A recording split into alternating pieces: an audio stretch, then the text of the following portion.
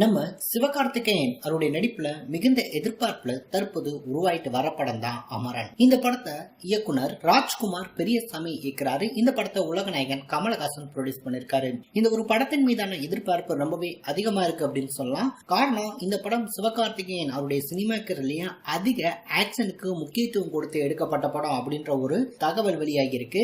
அது மட்டும் இல்ல, இந்த படத்துல சிவகார்த்திகேயன் ஒரு ஆர்மி மேனா நடிக்கிறாரு. இந்த படத்துடைய கதை ஒரு ட்ரூ ஸ்டோரிய அடிப்படையாக கொண்டு உருவாகி இருக்கு. முகுந்தன் வரதராஜன் அப்படின்றவருடைய பயோபிக்க தான் இந்த ஒரு அமரன் படத்துல சிவகார்த்திகேயன் அந்த ஒரு ரோலை எடுத்து நடிச்சிருக்காரு. ஏற்கனவே அமரன் படத்துக்கான ஃபர்ஸ்ட் லுக் போஸ்டர், சிவகார்த்திகேயன் அவருடைய பிறந்தநாள் பஸ்டர், டீசர் இது ரெண்டுமே வெளியாக இருந்துச்சு. ரெண்டுக்குமே ரசிகர் மத்தியில நல்ல ஒரு வரவேற்பும் ஆதரவும் கிடைச்சிருந்துச்சு. இந்த நிலையில தான் சிவகார்த்திகேயனுக்கு இந்த படம் மிகுந்த ஒரு முக்கியத்துவமான ஒரு படமா இருக்கும்.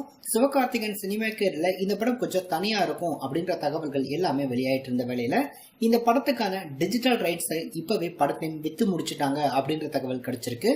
அதன்படி சிவகார்த்திகேயன் அவர்கள் நடிச்சிருக்கக்கூடிய அமரன் படத்துக்கான டிஜிட்டல் ரைட்ஸை நெட்ஃபிளிக்ஸ் நிறுவனம் வாங்கியிருக்காங்களா.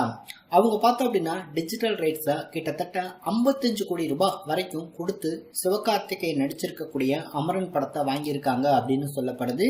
இதுதான் சிவகார்த்திகேயன் அவருடைய சினிமா கேரியர்ல அதிக தொகைக்கு டிஜிட்டல் ரைட்ஸ் வாங்கப்பட்ட சிவகார்த்திகேயனுடைய முதல் படம் அப்படின்ற தகவல் தற்போது உறுதிப்படுத்தப்பட்டிருக்கு.